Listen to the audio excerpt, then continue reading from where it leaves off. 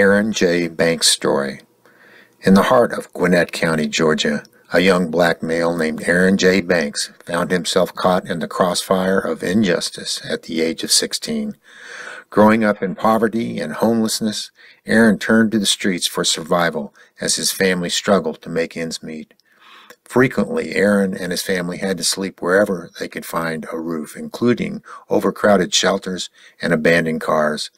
His mother, burdened by dependencies and abuse from Aaron's stepfather, eventually gave up on trying to create a better life for herself and her family. Aaron is the second child of two biological siblings and has two non-biological siblings through his father. Due to the family's lack of stable housing, Aaron's aunt eventually took him in. She had many rules and was unaware of the suffering Aaron had already endured at the hands of his stepfather. Aaron was dealing with depression and felt his life was hopeless. Living in impoverished conditions, he needed a moral compass. And struggling to cope with overwhelming emotions, Aaron began to rebel. One day, as Aaron lay on the floor, he realized he was the only child not sleeping in a bed and felt he was treated differently from his cousins. Feeling alone, sad, and unworthy, Aaron ran away from his aunt's house. He stole a bike and was subsequently sent to juvenile detention for 2 months. Juvenile detention did not rehabilitate him. Instead, it made him more dejected and dispirited. After being released, Aaron returned to his aunt's house. However, later, he was kicked out due to inviting friends to hang out at the house without permission. At 16, Aaron found himself homeless again and with no place to go. Greetings.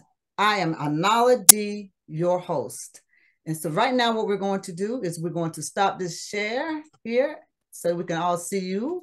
And hopefully we will get the attorneys and the paralegal will be here. They were having some difficult times getting on, but I am Anala D., your host, and I'm representing today the Women Woke Within Corporation. And today we are bringing you the story of Aaron J. Banks, because mass incarceration has a face, and it is the face of freedom.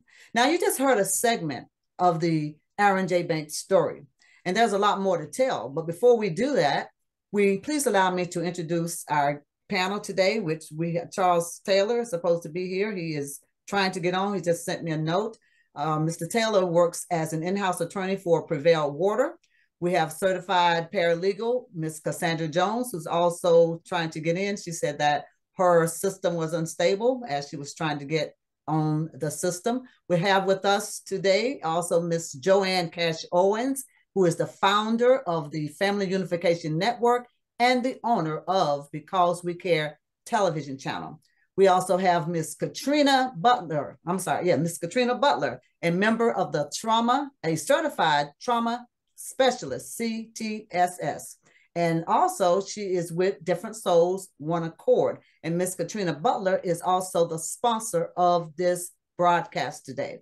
Lastly, I'd like to introduce Ms. Beth Pittman. She is the sister of Mr. Aaron Banks, is joining us today and has said that she will not give up until her brother Aaron is released from prison.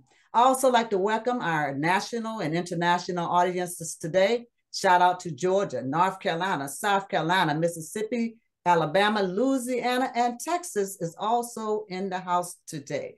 Greetings to our international audiences, Brazil, France, Nigeria, Australia, and Germany. We thank you all for joining us today.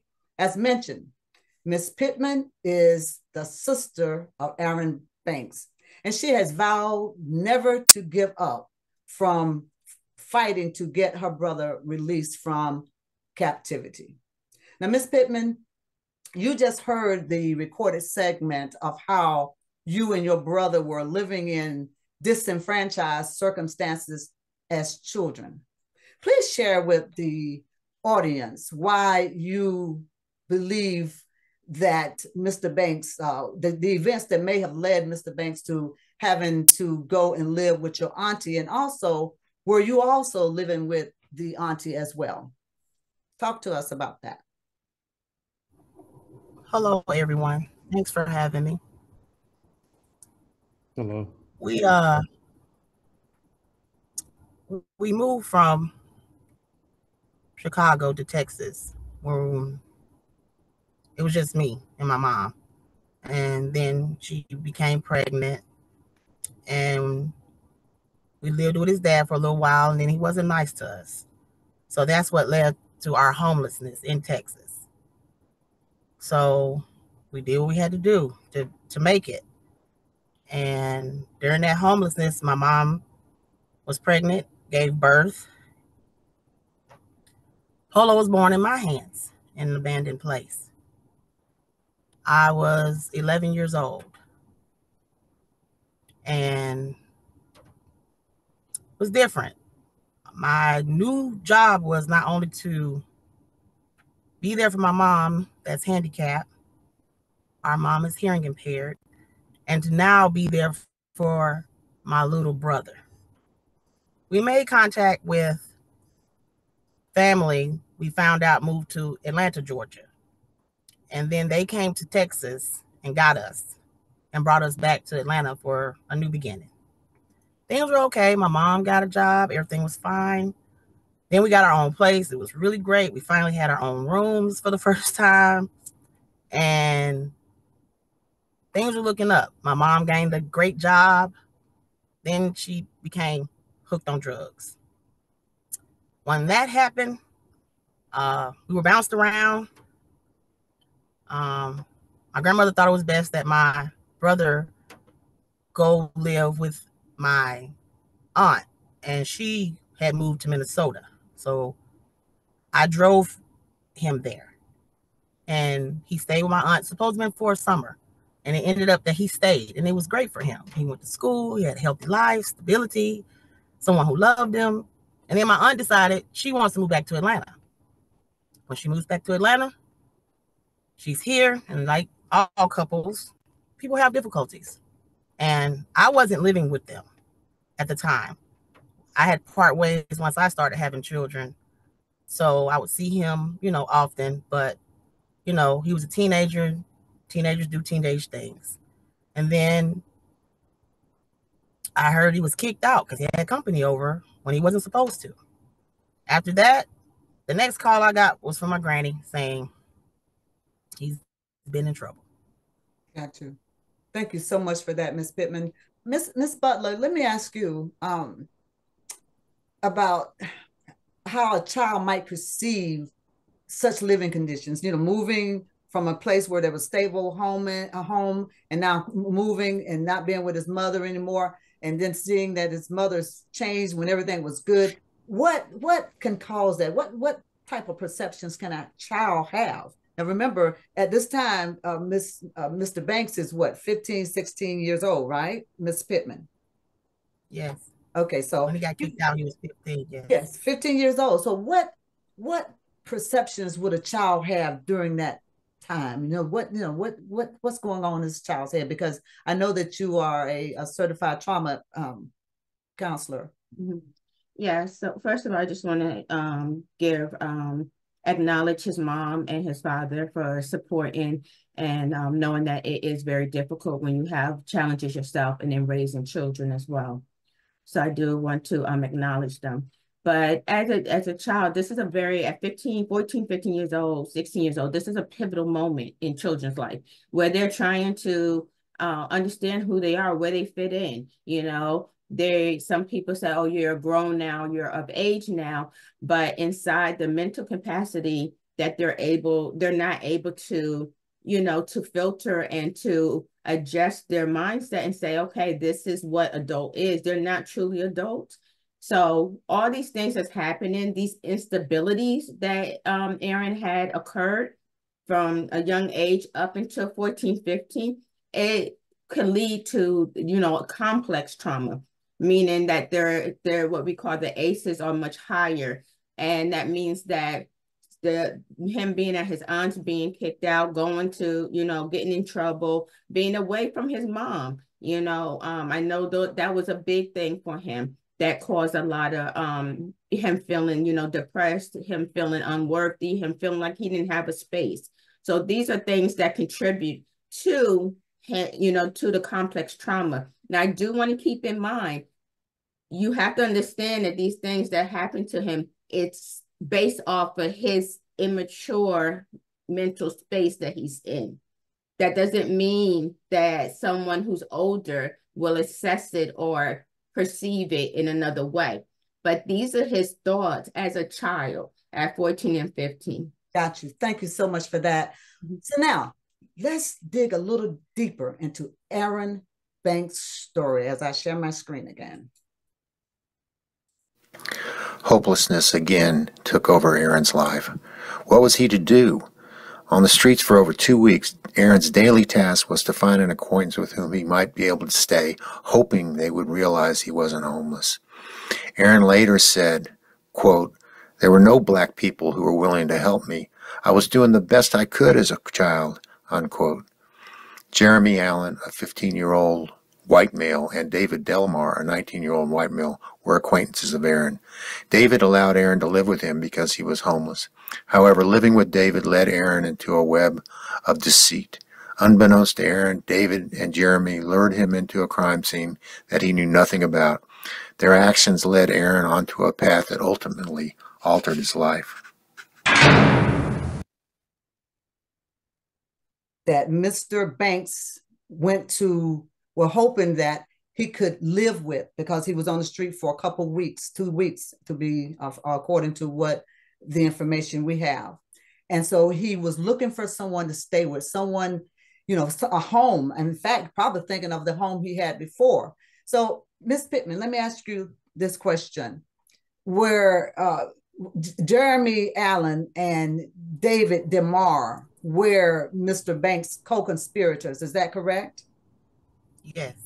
Okay, great. Now, did you or your family, did you guys know them before Mr. Banks became acquainted with them? Did they come over to your house? Anything like that? Did you have any idea who they were?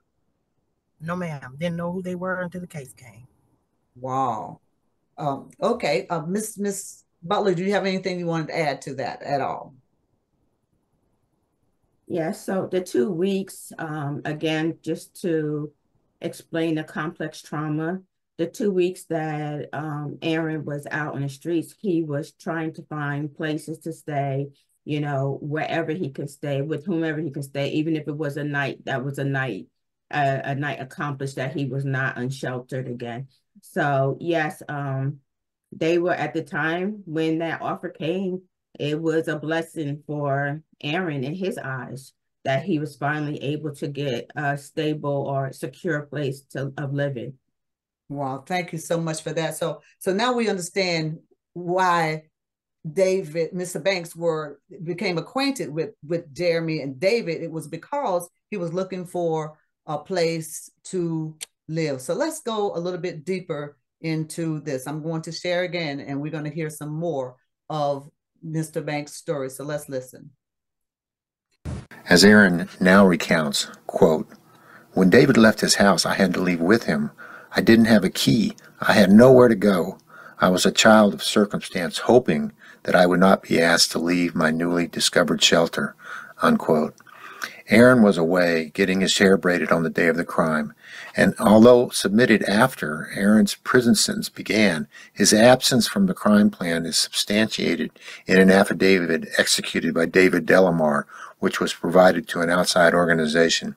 In the affidavit, David stated, quote, "Jeremy Allen and I were at Mr. Allen's house discussing going across the street to the gas station to rob drugs from a drug dealer. Mr. Banks was not in the room when we made this decision," unquote. This affidavit indicates that Aaron did not know about the robbery plan. Aaron believed they were going to purchase weed. In interviewing Aaron, he stated he had money from a check he received from a previous job and was prepared to contribute. As they neared the location to buy the weed, Aaron saw Jeremy hand David a gun. He became fearful, but felt he had no choice but to continue. In Aaron's mind, maybe it was all talk. This was his only form of shelter, and Jeremy and David both knew the dealers. Aaron tried his best to rationalize the situation in his mind, hoping it was an incident of guys being guys and talking junk about what they would do, but in actuality would never occur. Upon approaching the vehicle, When the drug dealer handed Jeremy the weed, Jeremy ran, followed by David. Aaron, seeing his acquaintance run, also ran. Quoting from Aaron again. In my neighborhood, when you see someone start to run, you don't ask questions. You just run. And that's why I ran. I ran because the people I was with started running. Unquote. As they were running, Jeremy slipped and fell. Aaron stopped to help him, and his shoe came off, leaving it at the scene. A witness testified to seeing Aaron with Jeremy and David on their way to the scene, leading to Aaron being charged with murder along with Jeremy and David. All right. So now let's go back to talk about this. So we have Mr. Banks, who goes somewhere else while David and Jeremy are left at the house. Number one, he had to leave when they left. So, but David goes off, Mr. Banks goes off, getting his hair braided. He comes back home. While he's gone, this is what we're understanding from the story. While he's gone, David and Jeremy is there cooking up the story. Now, in my understanding is that Mr. Banks thinks that when he gets back, oh yeah, we're gonna go buy some weed. You know, I mean, everybody's been young. People have done things like that before. He had in fact, the affidavit talks about the fact that Mr. Banks wasn't even at the house when Jeremy and David was cooking up this whole thing to go and steal this weed. So I want to understand, Ms. Pittman, now for the audience, let the audience understand, walk us through what happened with that affidavit. What was it ever introduced in court? Were you in court? Did you hear them introduce? What happened about that? Tell us about that. Walk us through that. I did go to the trial. I attended, and it was hard. It was very hard. No, never heard none of the affidavit until my brother told me.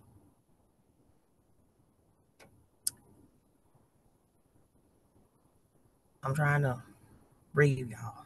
That's okay. Take your time. Take your time.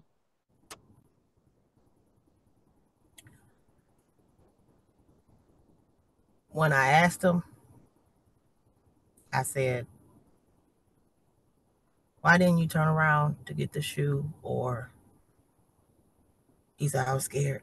And he's a kid, and I know he was scared. And I just feel for him at that moment.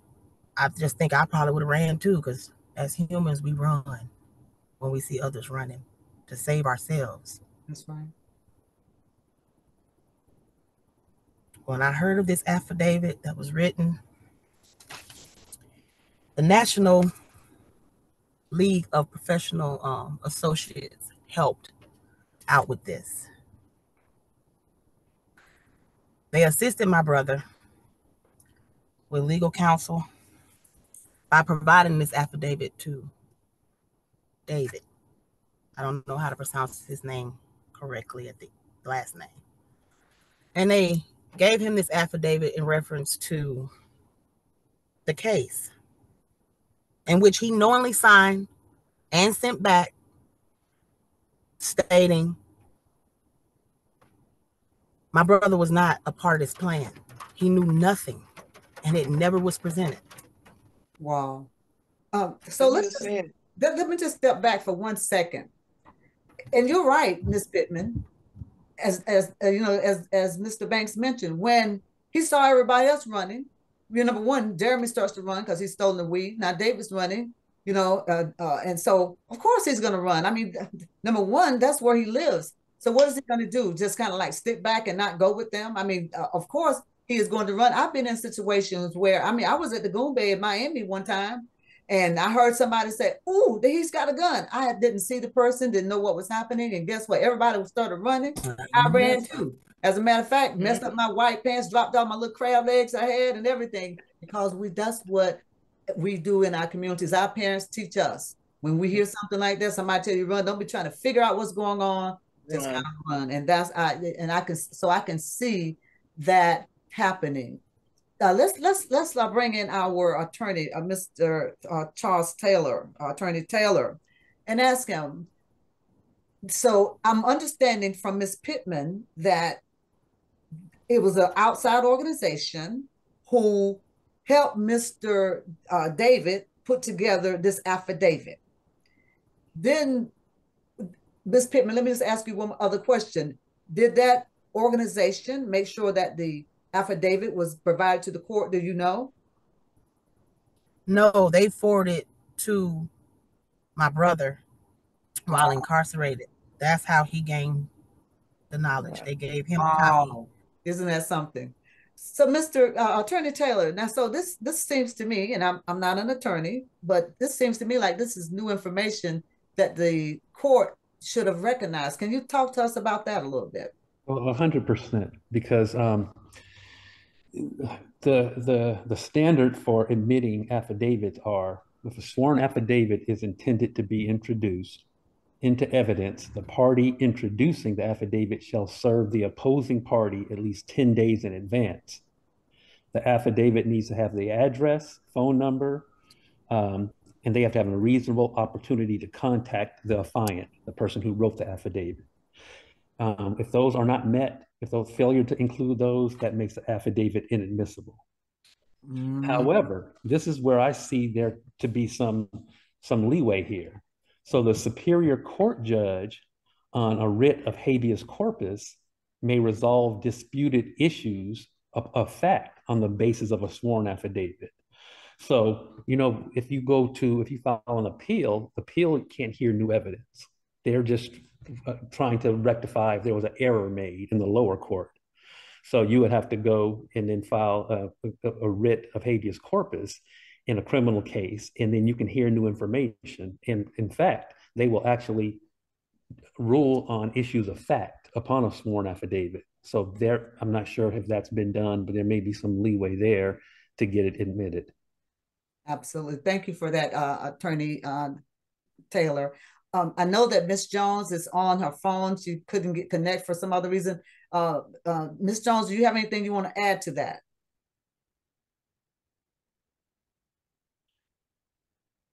Okay. All right, Ms. Butler, do you have anything you want to add to what we're just talking about regarding the affidavit, regarding anything with the story that you just heard, the segment? Yes. So, again, I'm going back to the age when this all happened, 16 years old, 15, 16 years old. And with the whole flight or fight, that's what Aaron did, that's being scared as a child. The first thing you do, you run, you get out of there, not even knowing where you're going, not knowing why you're running, anything, you just go. And this is the situation where he was in an environment where that was unknown from him. He didn't know these people that they went to go, purchase the weed from. He was, keep in mind, he was only at David's house for 2 days. So him going to go get his hair done, where for 2 weeks, he felt unkept. He felt that, dirty and unpresentable. So he wanted to get to a sense of feeling worthy. This goes back to this complex trauma, these triggers that's coming in. The first thing he does within the 2 days is go get his hair done. So society can look at him as a person, So that is a really, really big, scenario that we can't ignore. This child is trying hard to have a sense of who he is. That's right. Bring some normalcy back to his life. Exactly. Yes. And you think about because you said that in the summary we talked about the fact that he had money to buy some weed, so so he got a little money, so he wasn't lazy, he wasn't trying to take stuff. He had worked and had a little money, so he could and what he wanted to do, he wanted to feel good about himself again. So what does he do? Go get his hair fixed. Right. And change his appearance. And then further to take it a little bit further, you talk about that pivotal age of being accepted. That's right.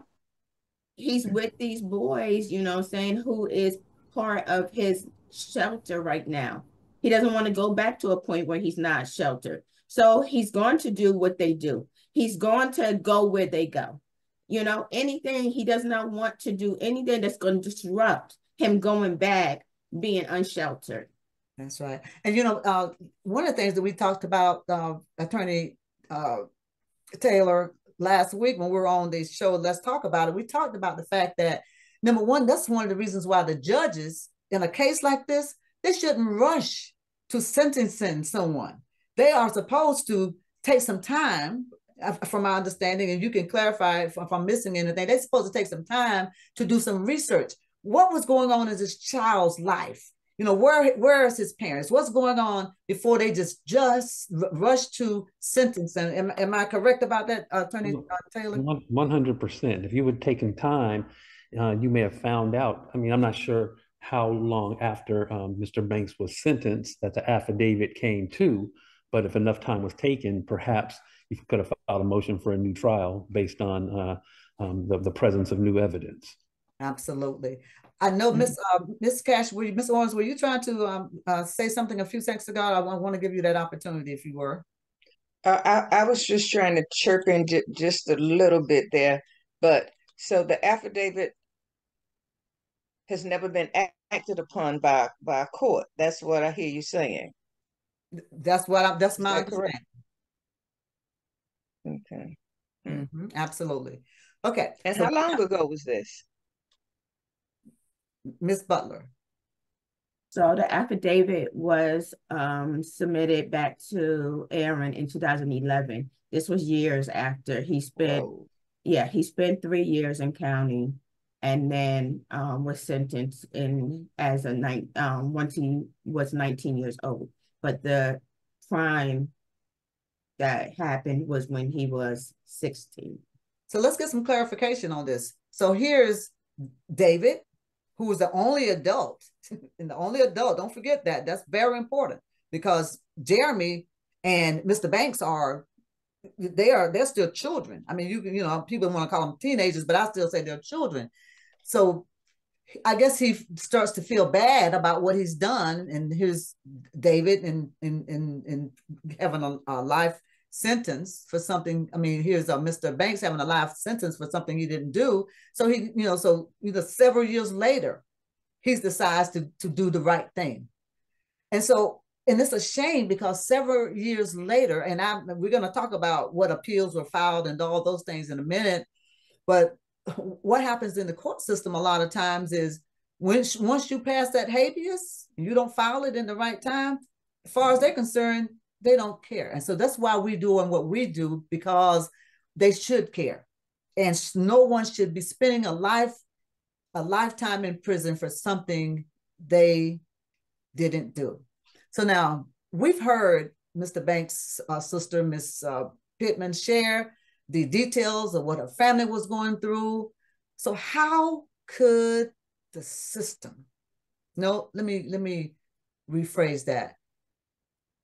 How could the arresting officers, the interrogator, the district attorney, the judge, how could they have sentenced a young Aaron to life in prison? We're going to learn more about that. So just take your time here and really listen to the final segment, and then we're going to dig down into this segment. Why and how could this happen? Aaron did not have a gun, didn't own a gun, and was not present during the robbery planning. He only learned of the plan while walking to purchase the weed. Aaron had only lived with David for 2 days, and for those 2 days, he felt his homelessness had ended until that tragic day. Aaron believed all the trouble stemmed from Jeremy choosing not to pay the drug dealer and instead running off with the weed. During the pursuit, David fired a single shot that killed the victim. David, the only adult in the group, admitted to this act. Aaron's life became entangled in a justice system that often targets young black males. David and Jeremy were arrested the next day, but Aaron wasn't arrested until 6 days later after being interrogated without parental consent, counsel, or family present. The police assured Aaron that he didn't need to involve his parents, leading him to believe he was making the right choice by not calling them. At 16, Aaron was not equipped to make critical decisions about his representation. One of the details that was left out from the DA, judge, and jury was the extensive conversation the police had with Aaron while he was trapped in a police car, alone, without parental supervision, among men who held the fate of his life in their hands. After spending 3 years in county jail, and despite his protest of innocence and appeals, Aaron was convicted of murder and sentenced to life in prison at 19. The Women Woke Within organization received a copy of David Delamar's affidavit that was submitted after everyone was sentenced, stating that Aaron was not present during the robbery planning and was not the shooter. During the case review, it was noted that Aaron requested a parent during his interview, but this request was ignored. Aaron's sister, Beth Pittman, was devastated by his life sentence and stated she vowed to fight for his freedom. For 23 years, Aaron has served a life sentence for a crime he did not commit. His white co-defendants, Jeremy, released in 2021, and David, now part of a transitional program, are no longer in prison. Most people in Aaron's position would have felt defeated and lost hope. The weight of injustice often crushes the hopes and dreams of those incarcerated. Aaron's story highlights the flaws in our justice system and serves as a sobering reminder for us of the racial and juvenile biases that still persist today. However, Women Woke Within and our partners, family, and friends have rewritten this script for a time such as this because mass incarceration has a face, and it is the face of freedom. So now we have it. We have a young man who they keep in prison, who they sentence as a child, and then they keep incarcerated for 3 whole years until they can actually send him to prison. So we want to dig down into that. We want to unpack that a lot. So first thing I want to understand, Miss Pittman, was Mr. Banks represented when they first took him in, and we heard in the summary, but we just like for our audience to get a good understanding. When they arrested Mr. Banks, was any parents? Do you remember anybody coming to the house or coming and say, "Hey, we need to get you to the police department because your son, we have your son here"? Was he represented by counsel at the time of arrest? Do you remember what happened there? No one was there. No one was called. No one's reached out to anything until he got that phone call after he was already taken in. When they came to arrest him, he told me it was early in the morning, and they drove him to the West Side Precinct. I had to ask him about where is that? I never heard of it. He said then they drove him to the county jail. That's where he was questioned. I said, how long did they have you in there? Why you didn't call? He said, they told me I didn't need nobody. Didn't need. It's going to be okay. And from the county jail, took him to juvenile. Later on that afternoon, picked him up before day. And by the afternoon, he was in a juvenile facility, locked up. No representation, no nothing. Now you tell me. So to answer that question, no guardian was there the entire time. Wow. So now let's go back. Let's walk through this just a little bit. So first thing, they probably just think about how they would go back and look at Mr. Banks' record. And because he'd been in juvie a little while, which that probably all started that because it wasn't good to put him in juvenile system because he stole a bike. Most people don't go to juvenile because they steal a bike. They talk to them when they don't look like us mostly, but they put him in juvenile in the juvenile system. So now they're looking at that record saying, oh, well, he's already a bad child. So we're just going to go on and do what we want to do with him, which was certainly not right. Miss Butler, what do you have to add to that? Yes. So again, and I'm going to stay there.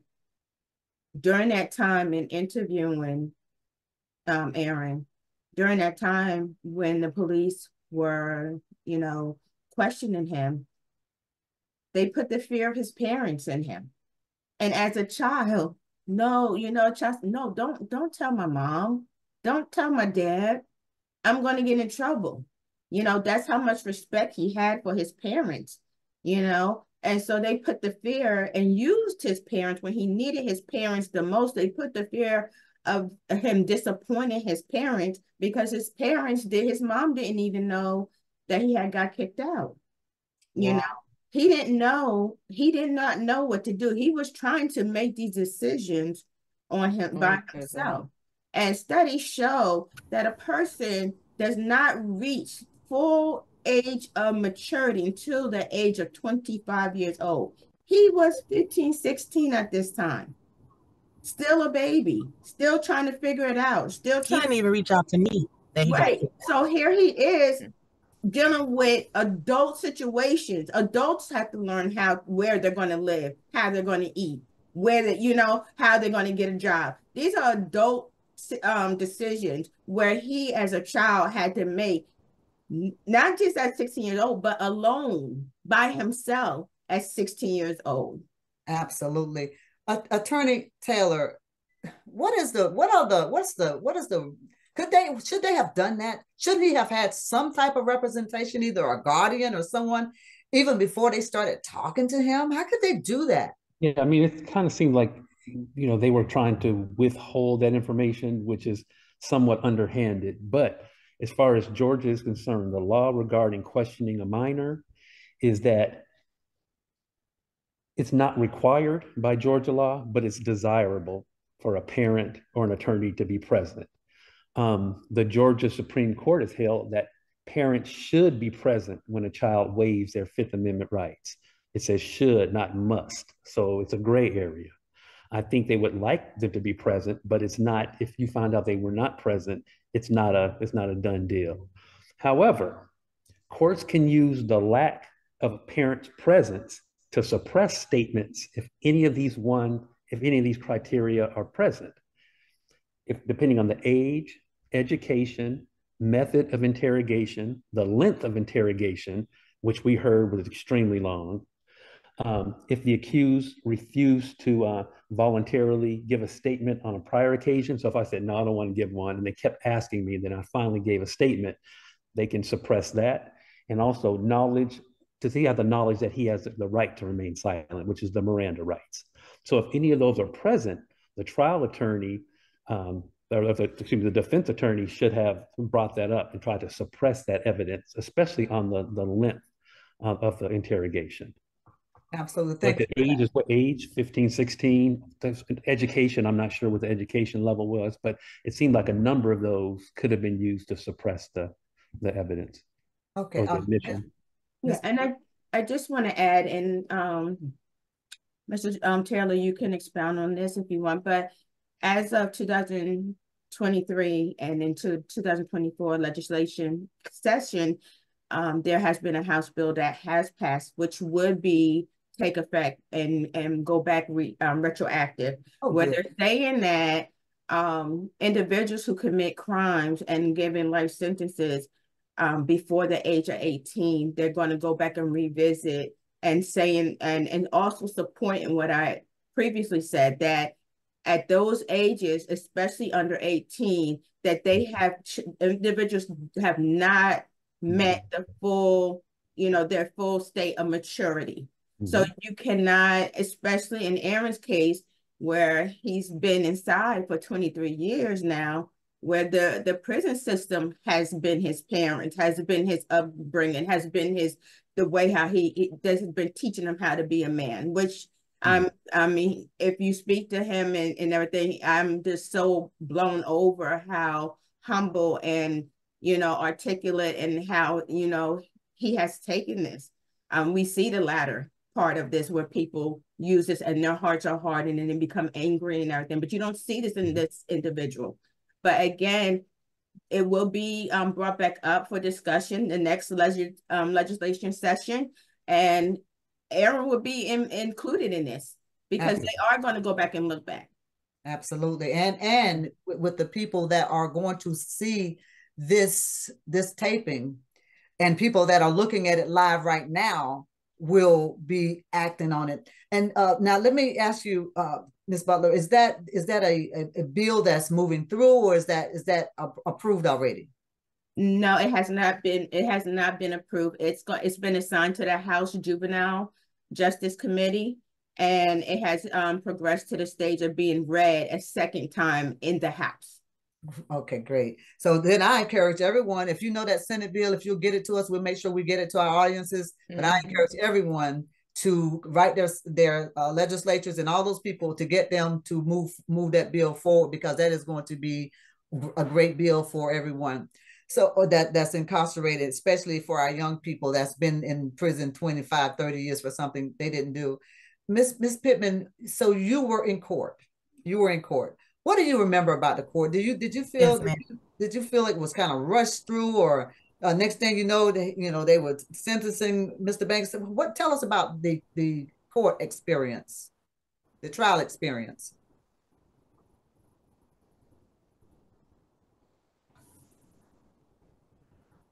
I remember a lot of things that I knew was unfair, that I had never seen before. That was the first court case I've seen in my life.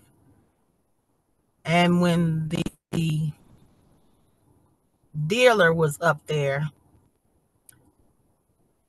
they asked him, where did he get the drugs from? He said, out of a hat. And he said, a hat where? Where was this hat? He said, in the sky. He said, well, if it was a hat in the sky, how did you know how much to give someone? How to sell the drugs? He said, I'm not a drug dealer. I don't sell drugs. I give gifts. And I was blown away that you could be robbed of an illegal substance. That was my first time learning that. I remember one of the jurors asking, how much time does a felony murder charge hold? And that judge told him, I can't talk to you about that. You need to refer back to your law books. That was it. They were confused. The jurors were confused about my brother never made it to the stand. He never spoke. But whatever time they gave one, they gave to my brother. He wasn't the shooter. I was blown away that the boy or the person, at the time they were kids, this was a boy who had the murder weapon at his house. They got it. It was wiped clean. But from where I'm from, when you even drive a car to the bank robbery, you go to jail too for accessory. So I just remember a whole lot of things that was unjust. And last but not least, when they made us stay in the courtroom, they made all of us, his family, stay in the courtroom. And we couldn't leave until they escorted each juror to the car one by one with a sheriff. Nobody acted out. Nobody did nothing. We were well-mannered, just appalled and crying. So that's what I remember. So let me, and anybody might be able to answer this question, one of our legal panel or either Ms. Butler. So I'm hearing you. Did he have a court-appointed attorney, or what? Did he have a paid attorney, Mr. Banks? A court-appointed. I had a court-appointed attorney. And from your knowledge, you don't know if that attorney ever went out and did any investigations or brought anyone, asked questions of anybody. I mean, he just went to court. How many times did the attorney go to the jail to visit Mr. Banks, to talk to him? Well, he didn't visit. Go ahead.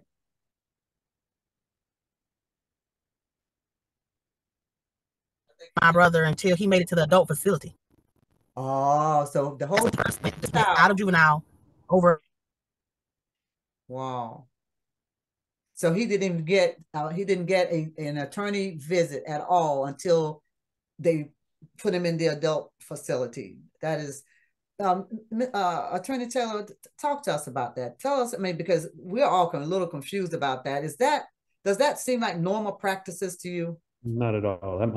I'm somewhat confused myself. It seems like there was multiple reasons or multiple scenarios in which a motion for a new trial should have been filed, and I'm not sure if it was or not.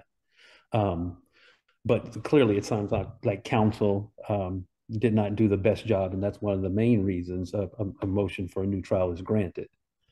In which, like I said, at that time, you can submit new evidence as well. So as long as it's filed timely. So I don't, yeah, doesn't make sense that that so much time elapsed before he was even visited, because maybe he could have shared some information that would have been helpful on the new motion. Absolutely. Miss Owens, do you have anything you want to add to that before we go over to Miss Butler? Because I want to get some clarification. No, but it just seems like it's just a comedy of errors or oversights, or not oversights, you know. He's African American, a male, so nobody cares. Absolutely. Thank you so much. Miss Butler, talk to us about how many appeals, because Attorney Taylor said there should have been a request for a new trial. And I do remember reading something. Well, let me just step back for a second, because I remember reading in the summary where the interrogator told Mr. Banks, oh, well, yeah, you can have your parent here. But they never made any, they never went and brought the parent in. And so sometimes we have to hear what they say. And see, he was too young to even understand that. When he said, oh yeah, you can have your parent here. But Mr. Banks was too young to think about, okay, well, I'm not going to talk to you anymore till you get them here. He just kept on thinking, because in his mind, probably as a child, thinking, okay, my mom's going to come soon, or somebody's going to come. But this interrogator never did that. Just made a statement that, oh yeah, you can do it, but never took any action to have it done. And I think I'm correct about that, Ms. Butler. And if I'm not, please let me know. But then I want you to go in to talk to us about the different appeals that Mr. Banks did try to put forth. Yeah, so this is the thing. One thing that his sister said when she got the phone call, and he says, it's okay. He felt in his mind it was okay. It's because the officers made him, he felt it, and in his child, he was doing child mind. He was doing what they asked him to do. They was promising him, okay, you know, you don't want to go home. You don't want to go to jail. You know, you don't want to go back to juvie, you know, just follow along, just cooperate. So that's what he was doing. He was trusting. Like adults, we do that too. We think we believe them too. And just think about how he felt as a child, and we're adults and we do the same thing. Right. Go ahead, Miss. Tell me about it. So yeah, so here he was, you know, being trusting, and he was confident when he told his sister it's going to be okay. And I don't want to go into specifics about the appeals, but from the time within the 23 years that he's been gone, there has been 11 appeals. Wow. This young man is desperate for someone just to hear him, for someone to see him, you know, as the child that he was. This is not an adult. And it makes it hard. This is what happens now. It was 9 appeals. I'm sorry, 9 appeals. But this is what happens now, where the crime happened when he was a child. That now when people look at him trying to, you know, fight for his case, they're looking at a grown man. So that disconnect, saying this was a baby at the time that happened, is not, it's there. It's not registering anymore. It's not registering that this was a young boy, you know, when this happened, because they see a grown man standing before them. Well, that's one of the reasons that I wanted to make sure we put some of those younger pictures in there, because I wanted people to understand and that when Mr. Banks was incarcerated, when he was taken into captivity, because it sounds to me that once he went to juvie, he never came back out. He was in there. So once he was captured, he stayed there. And it's my understanding that we'll go back to something that Attorney Taylor and Cassandra Jones talked about, and that is those attorneys. And you know, no disrespect, Attorney Taylor, but you're a good one. But most of them are not that great. But those attorneys that are supposed to do the work, they are failing people, because I understand that one appeal he did file, and the judge denied a new trial and I'm not sure. Now, was one of those appeals, was one of them it was the same judge who heard the case in the first place, which he was able to do, but I'm sure that the attorney could have filed an appeal to a higher court. Is that right, Attorney Taylor? Once that judge denied that new trial, what should have happened next? You're on mute. Thank you. Are you saying after the original trial, a motion for a new trial was filed, but it was not granted? Yes. So Is that correct? I want to make sure I'm saying that right. Is that right, Ms. Butler? Because okay, so yes. So if that wasn't granted, then you'd have to file a notice of appeal. Not the best way to go, but it's better than nothing. But like I said, appeals, you're just looking for errors in the lower court.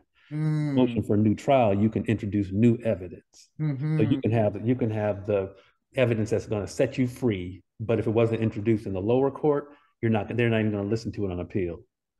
So that's when the writ comes in of habeas corpus, which it can be filed up to 4 years after, which it sounds like the affidavit was presented 3 years while he was incarcerated for 2 or 3 years. So I'm not sure if one of those was filed or not, a writ, but that seems to have some of the strongest teeth. Right. So do you know, Ms. Butler, if and I think I asked this question, I'm not sure what the answer was. Do you know if a habeas was ever filed? Yes, a federal habeas was filed. Yes. For Constitution, and so when the habeas was filed, did the attorney introduce this new evidence? This I mean, do you know the affidavit? No, I don't believe the affidavit was ever submitted. Wow. So is that reason at this point to file something else to get that affidavit as a part of the record? Because it's like it's just something that's sitting there. Mr. Taylor, I think you kind of spoke on that in the beginning as far as the time, how the information that should be on the affidavit, all of that. Yes, and again, that's mainly on the first hearing, on the first court hearing. It has to be done 10 days before, given to opposing counsel and whatnot. But on habeas, it shouldn't. The time period, of course, there's not an opposing counsel on habeas. It's just the court, so that time factor is not an issue. If it wasn't presented, in the time period, like I said, it's 4 years from conviction to file the habeas. So it's not, but I agree that there has to be some other method to get it in front of a decision. That's what I'm talking about. Well, that's one of the reasons that one of the mechanisms I do know is that, and this is what I've read with the parole board, if there was evidence that was not submitted during the trial, then the parole board will listen to that information, and that's one of the avenues. But what we're doing, what Dan is doing, is we're pushing all the buttons. We're pushing every button, parole board button, other organization buttons, because there's just no way this young man should be in prison for 23 years. And what's so amazing, the co-defendants, the one who actually pulled the trigger, they're out. Transitional center, so that, now you tell me what part of that makes any sense. And I think when was the last time that he received a response, Ms. Butler, from the parole board, and what was that response? That was back in, I want to believe, in 2010. He is up for parole again next year. So this is a great opportunity for everyone to just wrap their arms around him, to support him, to write into the parole board, anything they can do to help support him. I just want to go back a little bit, to that whole point of, the other two, boys that are, well, now men that are home. But to hear Aaron say, Jeremy is about to get married, Jeremy is about to have a child, and my heart just drops. hearing that. They moved on with their lives. Not just, these are things that he desires. He wants to be a father. He wants to have a wife. He wants to have a normal life. And to know that he was not even aware of what was going on, nor did he shoot, nor did he take the weed.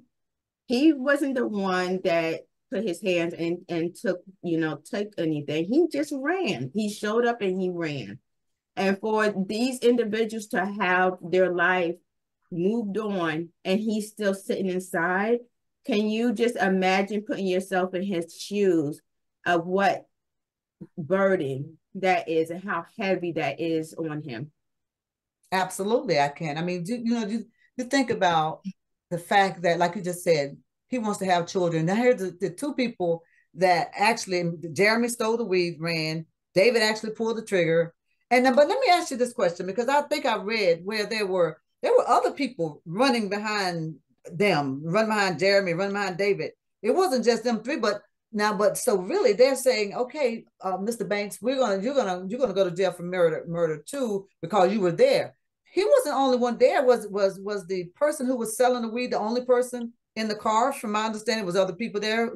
If that's the case, why weren't they all, everybody that was running behind Jeremy from the drug dealer side, why weren't they taken to prison too? Why weren't they prosecuted? Because right. they were at the scene too. Correct. And that we see, I know personally cases that that would happen and they would have gotten persecuted as well. And yeah, that's the question. Why weren't they? When those three started running, there was 4 people running behind them. There was 4 people running behind them, so they were outnumbered. That's and again, in a child's mind, when you're outnumbered, you don't know what's going on. You wasn't aware. You're taken by surprise. That element of surprise. Again, you just flight. You fight or flight, and he ran. That's right. And I would have ran too if I was there. I would have done the same identical thing. And God, we are just about out of time. But I just wanted to, Attorney Taylor, is anything else you want to say before we get a final statement from Ms. Pittman? Yes. So yeah, in Georgia, you must show that for conspiracy. Of course, conspiracy is that 2 or more people have agreed to commit a crime. There has to be an understanding that you're going to commit the crime. And the third criteria is in Garmon versus the state, you must show that the defendant acted with common intent and purpose. Now, all these are for the triers of fact. So if it's a jury trial, this is for the jury to decide. But the prosecution has the burden of proof to show that he, acted with common purpose and intent. And I don't know how that could have been shown under this factual pattern. Absolutely, because I'm sure, from my understanding, you didn't have any investigators go out to even to the house where Mr. Banks said I was getting my hair braided. I mean, I'm sure they don't have any depositions to show that they went out and talked to anybody. This is what you call, my grandmother and them used to call locking you up and throwing away the key, is what they trying to do to young Aaron Banks. And he's still a young man. He has time to get out and have a great life. And we want that to happen. So Ms. Pittman, Miss Butler, do you have anything else you want to add before we go to Ms. Pittman? No, I'm just echoing you. We see him free. We want him free. And we're going to do everything possible to make sure that he is free. Absolutely. I'm right there with you. Miss Owens, anything from you? No, I agree 100%. Okay. That if we don't advocate for him, he doesn't have anybody else. Absolutely. So we need to do whatever we need to do, involve whomever we need to involve, because it's this kind of thing. And it's so many of them with that kind of story that's incarcerated now. That's absolutely right. And it has to change. It has to stop. That's exactly right. Ms. Pittman, I need you to look into the camera and talk to the parole board and tell the parole board why your brother, Aaron J. Banks, should be released. More so, we love him. We miss him. We want to touch him. We want to hug him. We want to embrace him. We want to let him know in person that it's okay. We're doing that from afar for so long. It's heartbreaking. His co-defendants are living their life out of a cell is the most thing that I can not understand. I didn't understand how that was allowed in a case of 3 people and you let 2 out. Just so happened the 2 are Caucasian males. And my brother is a Black American male. I feel like this is unjust. He hasn't wasted his time since he's been away. He's got a general diploma. He's a certified barber. He's a floor technician. He self-taught himself the law to get him to the women woke within. He understood the lingo of what needed to be done. He just needed a voice. Woo! He has many certifications. He didn't waste his time. If he had done nothing, it had been different. He hasn't had an infraction in almost 10 years. Oh, wow. And the old ones was never against the staff or the inmates. What else needs to be done?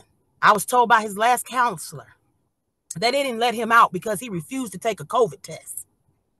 I was appalled. So at this point, what are you waiting on? He's a great citizen. He's an addition to this world. He's talented. He could be a taxpayer just like you and I and add to this world with great talents and knowledge. We want our family back. That's the only little brother I have. And I want him home. I want my children that never met him to meet him in person and hug their uncle. Give him a chance to make his own family. I believe at this point he has been rehabilitated by showing his talents and his accomplishments as he's been incarcerated. So I beg of you, at this point, understand it from the point of view of wrongfully being accused. Thank you for listening. Thank you for that, Miss Pittman. The Aaron J. Banks story will air on the Because We Care television channel, and it's available at no charge to you on Roku and Amazon streaming television. We encourage you to add the channels, the Because We Care, and also the Shift 99 to your television lineup. And you need to, when we get this out there, you need to be telling everybody you know to look at it, because we're going to be telling you, we're going to be sending this recording, this broadcast to everybody we know. And I mean, we know some people, and they're going to be getting it. So there you have it. The Aaron J.